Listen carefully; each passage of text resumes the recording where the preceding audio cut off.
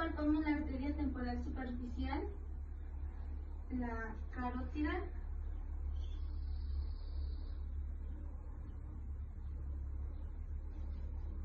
la axilar,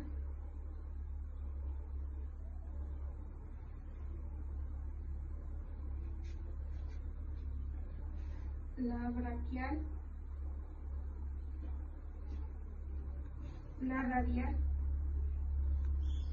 y la ulnar.